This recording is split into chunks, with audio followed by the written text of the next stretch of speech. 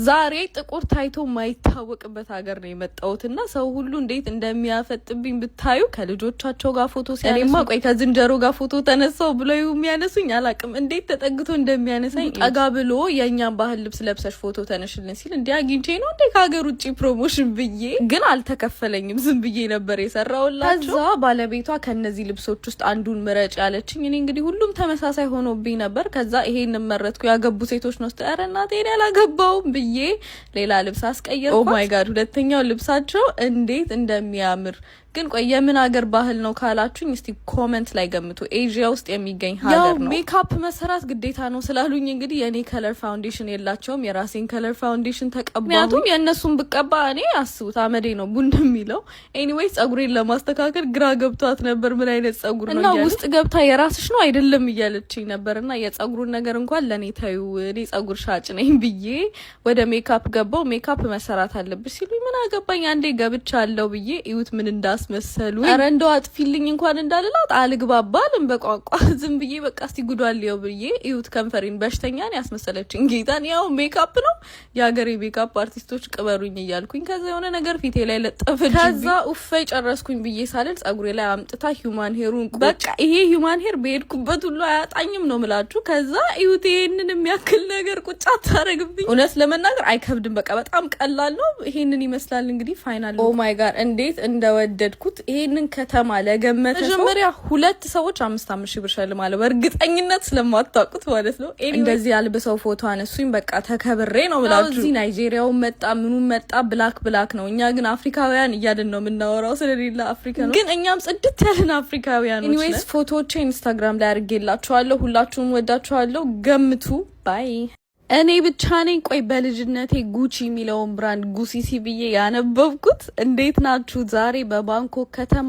እና በኤዥያ ብቸኛ የሆነውን የሉዊ ቪቶን ካፌን ለመጎብኘት መጥቻለሁ። እንዴት እንደሚያምር እንደደረስኩኝ ካፌው ለመግባት ከ2 ወር በፊት ቡክ አድርጋል። እንዴ ሻይ ለመጠጣት 2 ወር ቡክ ላድርግ ብዬ ተናድጄ ልወጣ ስል እዚህ ጋር የሆኑ ፈረንጆች ተሰልፈው ሊገቡ ሲሞክሩ አየሁ። እንዴ ፈረንጅ ያደረገው ነገር ለምን ይቅርብኝ ብዬ ምንድነው ብዬ ለመጠየቅ ጠጋ ስል ይሄ የሉዊስ ቪቶን ብቸኛ የሆነው ሙዚየም ነው አለችኝ። እና ለመግቢያማ በቃ 50 ሺህ ትቀበሉኛላችሁ ቦርሳችሁ 100 እና 50 ሺህ እየተሸጠ ከሆነማ ብዬ ስል ለካ በነፃ ነው።